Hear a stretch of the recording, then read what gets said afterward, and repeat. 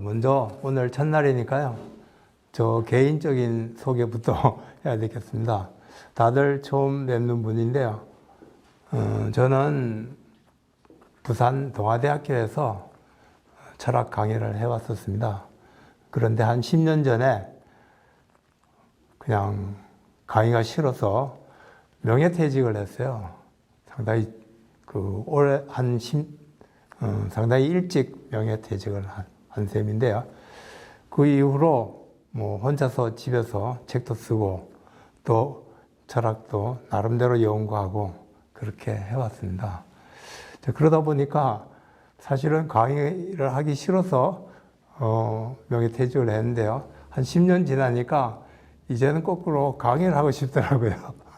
그래서 철학 아카데미에 요구를 해서 부탁을 해서 이 철학 강의를 개설하게 됐습니다.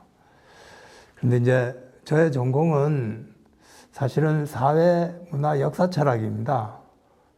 그런데 개인적으로는 그래서 대학교에서는 주로 사회, 역사, 문화에 관련된 강의를 쭉 해왔어요. 하지만 제 진짜 전공은 박사 논문은 이제 해겔 정신현상을 가지고 썼고요. 그 뒤로도 혼자서 꾸준하게 해겔을 연구해 왔었고요.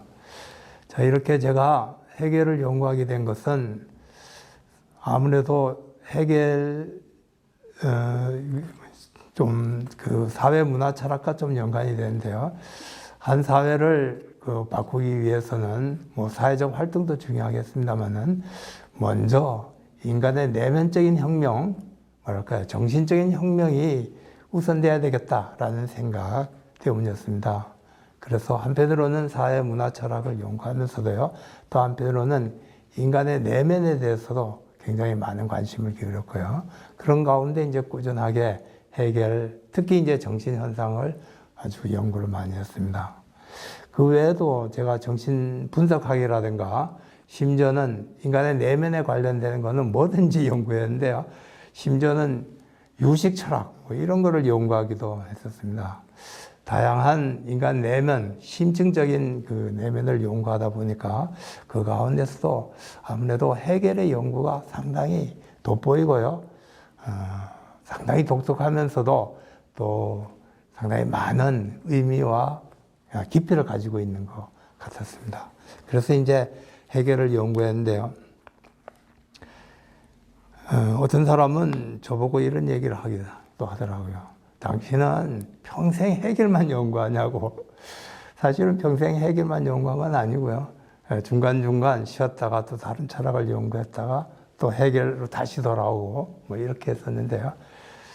근데 이제 어떻게 생각해 보니까 평생 해겔만 꾸준하게 연구했던 것 같아요.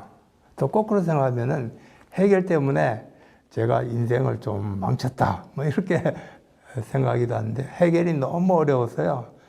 해겔을 이해하는 데만 너무 많은 정력과 노력을 낭비했던 것 같아요. 그래서 좀 후회되긴 합니다만은 그래도 해겔이 그만큼 중요한 것이 아닌가 그렇게 생각해서 해겔을 계속해 왔습니다. 그동안 제가 쓴 해겔 정신현상에 관련된 책도 한 2권이나 냈었는데요. 혹 아시는지 모르겠습니다. 제가 정신현상학에 대해서 주석을 써왔습니다. 그 가운데 이제 서문 약 100페이지에 관련된 주석을 써서 책으로 냈습니다. 영혼의 길을 모순에 묻다라는 책으로 썼고요. 또 의식에서 자기 의식장까지 약 한 100페이지가 되는데요. 그 부분도 나름대로 주석을 써서 책으로 냈습니다. 불행한 의식을 넘어서라는 그런 책이에요. 2권에 걸쳐서 주석을 썼습니다. 그 뒤에 이제 이성장, 정신장에 관해서는 혼자서 써놓은 건 있습니다만은 책으로 출간하지는 못했어요. 책이 안 팔리기 때문에요. 그래서 출간을 하지 못했는데요. 혹 여러분들이 해겔 그 정신현상에 대해서 관심이 있으면은 제가 썼던 그런 책들이 좀 도움이 되지 않을까 생각을 합니다. 나중에 한번 찾아서 보시기 바라요. 사실 정신현상학은 사실 이해하기가 너무 어렵습니다. 더군다나 이해도 어려운데 이것을 강의한다는 것은 거의 불가능할 정도이고요. 그래서 한수 없이 제가 오늘 강의할, 앞으로도 그러겠습니다만은 내용을 간단하게 노트로 만들어서 요약을 해 왔습니다. 그래서 앞으로 강의는 이 노트를 읽고요. 간단하게 좀 요약을 하고 좀 더 보충 설명하고 이런 식으로 전개를 하려고 해요. 자, 그런데 오늘 오신 분들은 대체로 이 해결 철학이라든가 또는 정신현상학에 관해서는 처음 접하시는 분들이 많지 않을까 싶어요. 그래서 정신현상을 이해하는데 몇 가지 도움이 될 만한 책들을 제가 준비해 가지고 왔습니다. 자, 우선 번역본인데요. 요즘 정신현상에 관한 번역본들이 한 서너 개 있는 것 같더라고요. 근데 그 가운데 많은 사람들이 잠자고 있는 이제 번역본은 아무래도 해겔 전공자이신 임석진 선생님이 번역하신 책, 한길사에 나왔습니다만은 정신현상학 1, 2라고 번역이 되어 있습니다. 사실 어떤 사람들은 번역에 상당히 많이 문제가 있다라고 얘기하기도 합니다만은 제가 생각해 볼 때는 이만큼 번역하는 것도 쉽지 않은 것 같아요. 그래서 제가 해도 아마 이보다 훨씬 못하지 않을까 싶은데요. 그런 점에서 상당히 많은 노력을 기울여서 번역한 거라고 생각됩니다. 임덕진 선생님은 국제적으로도 유명한 해겔 연구자이죠. 해겔 주석서, 10대 주석서 가운데 한 권을 썼다고 알려진 교수님이시고요. 혹 여러분이 잘 아실는지 모르겠습니다만은 독일의 철학자 아도르노라는 철학자가 있습니다. 그 아도르노를 스승으로 모시고 학위를 받으신 분이니까요. 국제적으로 상당히 유명한 분입니다. 요즘 아마 얼마 전에 돌아가신 걸로 알고 있습니다. 또 그 정신현상학을 해석한 책이 있습니다. 혹 아시는지 모르겠는데요. 블란세 철학자 장 이폴리트라는 사람이 있습니다. 그 사람이 쓴 해겔 정신현상학 일종의 주석서죠. 우리나라의 이종철 교수님이 이제 번역을 해서 1권, 2권 이렇게 출간되어 있습니다. 문예출판사에 나왔군요. 이 장 이폴리트라는 사람은 독특한 사람이에요. 사실 현대 철학에도 상당히 많은 영향을 줬던 사람입니다.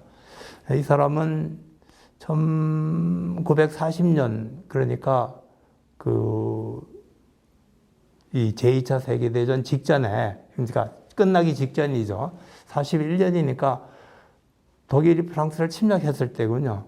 그때 이제 정신현상학이라는 책을 프랑스어로 번역한 사람입니다. 그리고 이제 많은 제자들을 키웠고요. 그 사람 가운데 이제 한 사람이 또 알렉산드로 코제프라는 사람이 있는데요. 그 사람도 역시 이제 해겔 정신현상학의 주석서를 썼죠. 우리나라도 번역되어 있을 겁니다.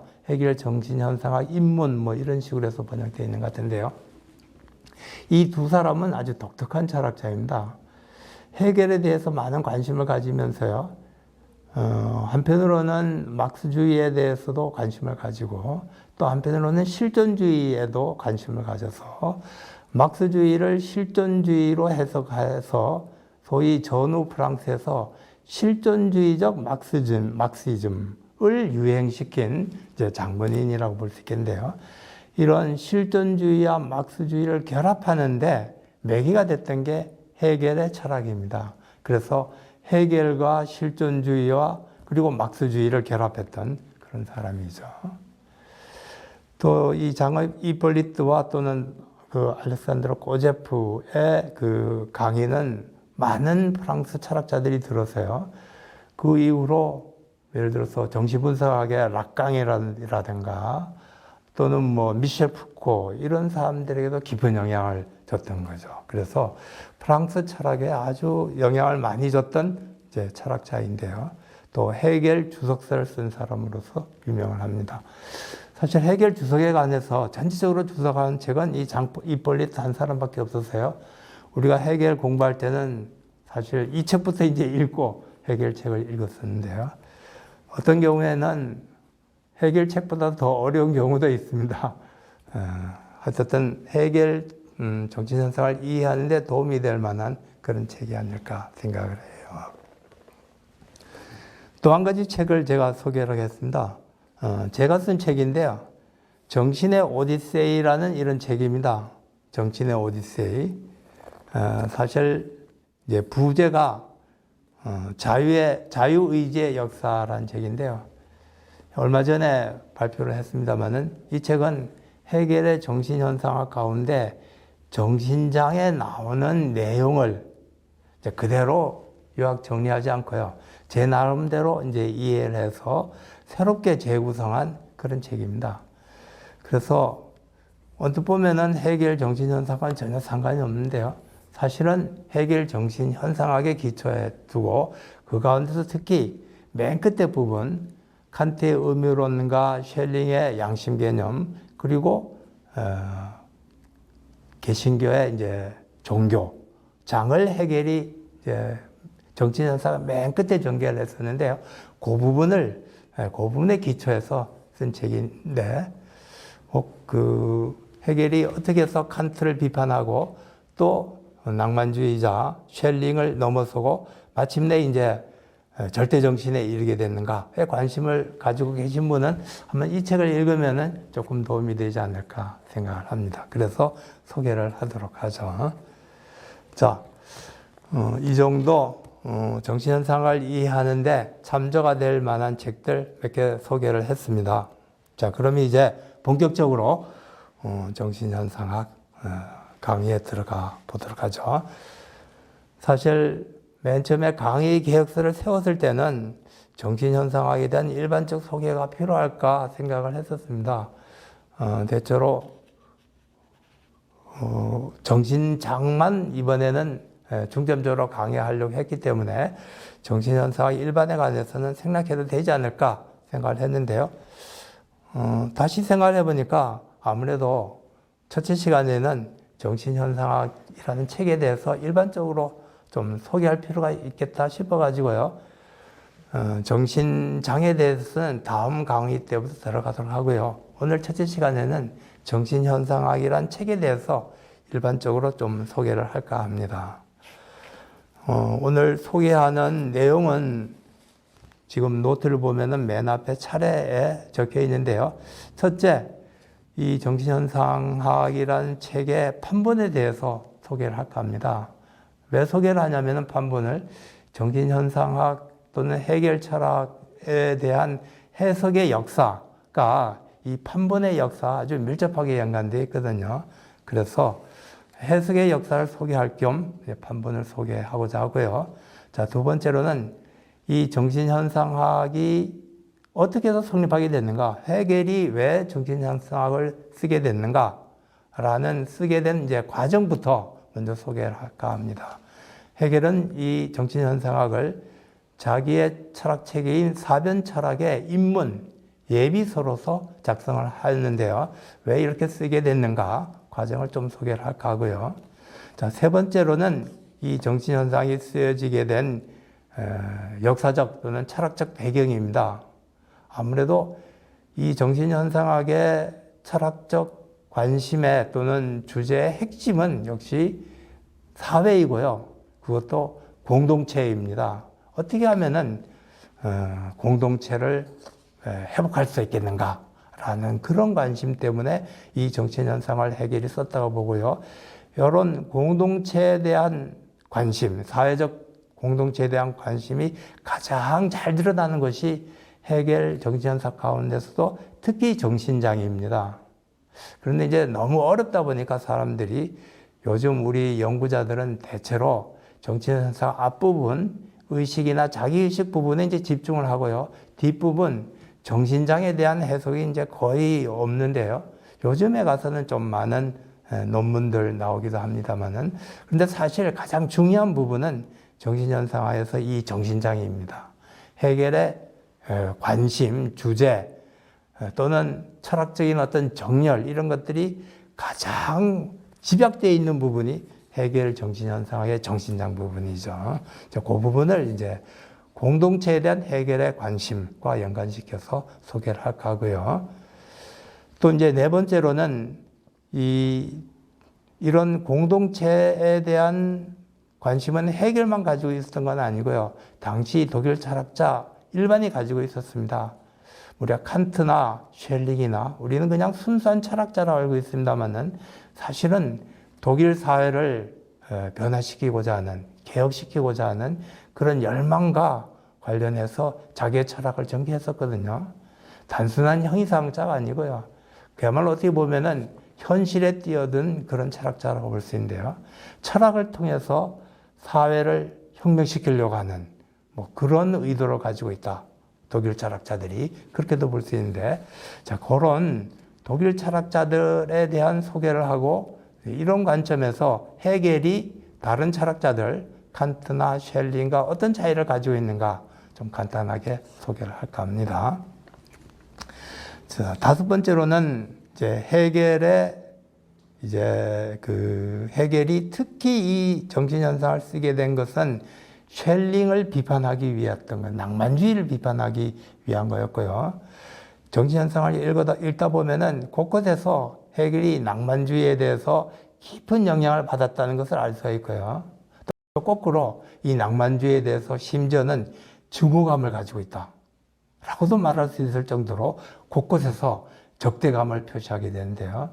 그래서 이 낭만주의를 극복하면서 사실 해겔이 나름대로 고유한 자기의 철학을 형성한 거거든요. 그래서 해겔을 우리가 이해하기 위해서는 낭만주의를 이해하지 않고는 이해할 수가 없는데요. 그 점에 대해서 좀 간단히 소개를 할까 하고요. 이제 여섯 번째, 일곱 번째는 이제 정신현상학의 구조, 어떤 구조를 가지고 있고 그 전체 가운데 정신장이 어떤 역할을 하고 있는지, 그리고 이 정신현상학의 장을 보면은 역사적으로 끊임없이 발전하는 과정을 보여주고 있는데요. 어떻게 해서 이런 정신현상학, 정신의 어떤 발전 과정이 일어나는지, 하나의 정신에서 또 다른 정신으로 이행이 어떻게 일어나게 되는 건지를 간단하게 소개를 할까 합니다. 자, 오늘 어떻게 보면 얘기가 좀 길 것 같은데요. 어떤 부분은 뭐 간단하게 읽어만 보면은 대체로 어떤 내용인지 알 수 있을 것 같아서 좀 어떤 부분은 생략하고 그냥 읽어보고 넘어가고 중요한 부분만 좀 정리를 하면서 가능하면은 2시간 안에 끝내보도록 하겠습니다. 자, 그럼 먼저 판본에 대해서 소개를 하도록 할게요. 그냥 읽어보도록 하겠습니다. 첫째 부분은 그냥 뭐 이런 뭐 해겔 연구 또는 해겔 해석의 역사이니까요. 한번 읽어보도록 하겠습니다. 우선 정신현상학이 출판된 역사를 소개할 필요가 있겠다. 여러분 저 노트를 보시면 될 것 같습니다. 해겔 사후 뭐 아다시피 해겔 좌파와 우파가 갈라졌었죠. 해겔 좌파는 대학 강단에서 제거됐고요. 뭐 포에르바하, 마르크스 이런 사람들이 전부 다 해겔 좌파죠. 반면 이제 해겔 우파가 강단을 독차지했었죠. 그들은 해겔 우파는 해겔 철학을 굉장히 보수적으로 해석했습니다.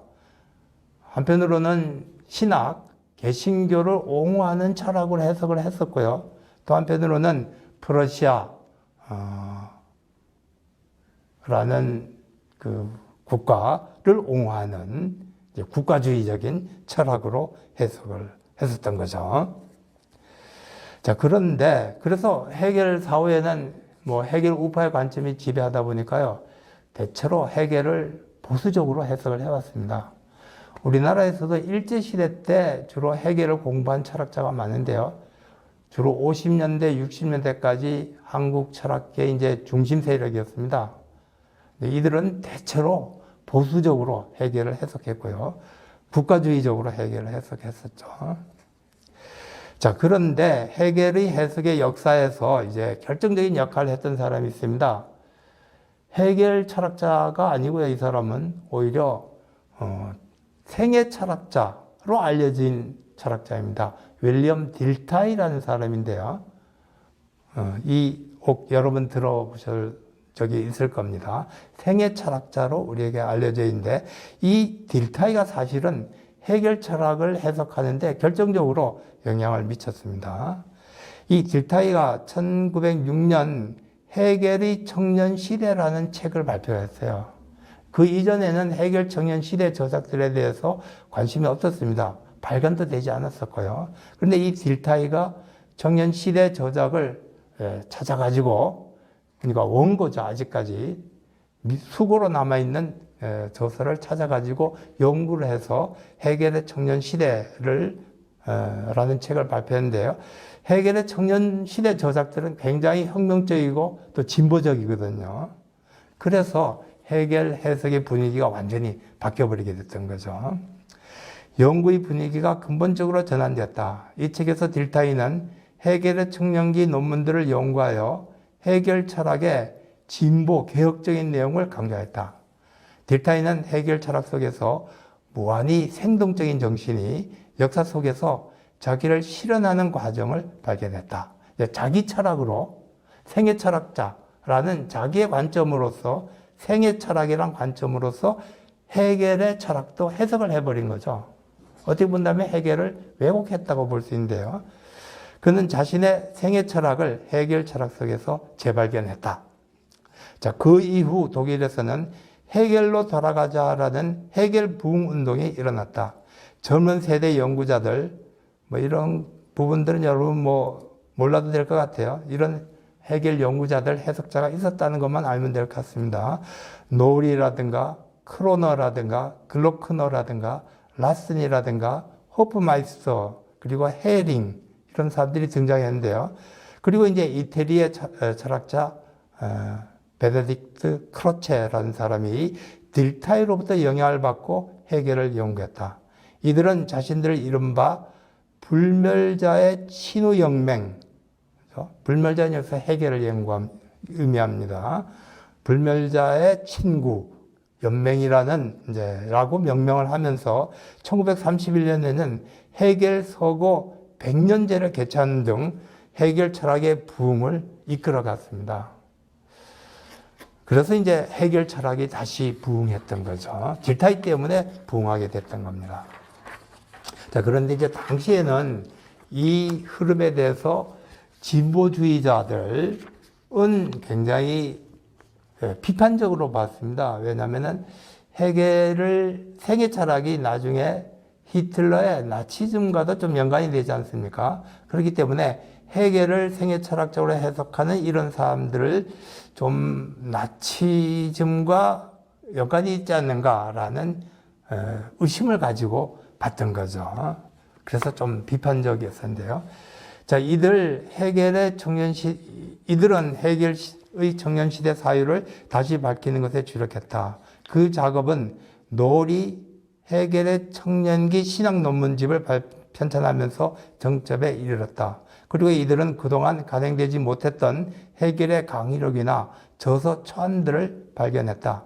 역사철학 강의라든가 미학 강의라든가 또는 엔치클로페디아, 철학 전서, 백과사전이란 그런 의미죠. 또 이때 비로소 발간되었다. 1937년 호프마이스터가 정신현상학을 다시 편찬했는데 이것도 역시 해겔 부흥운동의 일환이었던 것으로 생각된다. 자, 이왕 문헌학으로 빠지는 김에 해겔 전집의 역사에 대해서도 간단하게 살펴볼 필요가 있겠다. 해겔 전집은 지금까지 여러 군데서 발간됐는데 우선 펠릭스 마이너 전집이 있고 그 본래 이름은 철학총서 해겔 전집이다. 해겔 청년기 논문에 대한 연구 성과를 담아서 1950년대 이 전집이 발간되었다. 그러니까 1930년대 활동했던 딜타이의 제자들의 업적이 마침내 이 전집으로 이제 모아졌다고 볼 수 있겠죠. 자, 이 전집은 처음에 나온 건 한 11권 정도, 아직도 부족한데요. 1970년대 가면은 수어캄프라는 출판사에서 이제 이 업적을 이어받아서 20권으로 전집을 발간하죠. 우리가 보통 라슨이 편집했다고 해가지고 라슨판이라고 하고요. 표지가 백색이기 때문에 백색판이다. 이렇게 얘기하기도 하는데 주로 옛날 공부했던 사람들은 해겔의 이제 전집을 이 수어캄프판, 이제 라슨판을 가지고 주로 공부를 했었죠. 자, 그런데 1980년대 들어와서 새로운 전집이 출간됐습니다. 우리가 지금 현재 우리가 주로 보고 있는 것은 바로 이 새로운 전집인데요. 자, 이런 새로운 전집이 출간한 것도 뭔가 해겔 해석과 아주 깊은 연관을 가지고 있습니다. 자, 보쿰에 있는 독일 보쿰이라는 도시죠. 해겔 아치프, 서고죠. 의 학자들이 중심이 되어서 기존의 펠릭스 마이너판, 그것을 발전시킨 수어캄프판을 이제 대대적으로 개정을 했고요. 이런 개정판이 국제 해겔 연맹의 이런 개정판은 국제 해겔 연맹의 등장과 밀접하게 연관되어 있다고 볼 수가 있습니다.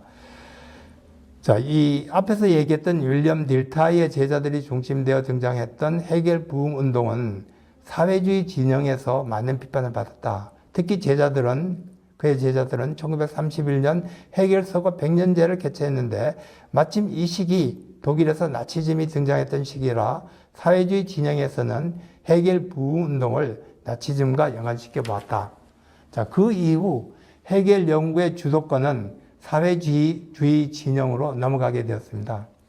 해겔은 주로 변증법의 선구자로서 연구되었고요. 이제 마르크스의 변증법의 선구자고, 마르크스의 변증법이 어떤 건가를 이해하기 위해서 해겔의 변증법을 연구했었죠. 우리나라에서도 마찬가지죠. 80년대부터 해겔 연구가 다시 부흥하기 시작했었는데요. 이때 많은 해겔 연구자들, 이제 저를 비롯해서 아까 책을 번역했던 이종철 씨나 이런 분들 다 80년대 해겔을 공부하기 시작했는데요. 자, 이런 사람들은 마르크스의 변증법을 이해하기 위해서 거꾸로 이제 거슬러 올라가서 해겔을 연구했는데요. 나중에 가서는 마르크스보다도 오히려 해겔에 관심이 있어가지고 주로 이제 해겔을 연구하게 됐던 거죠.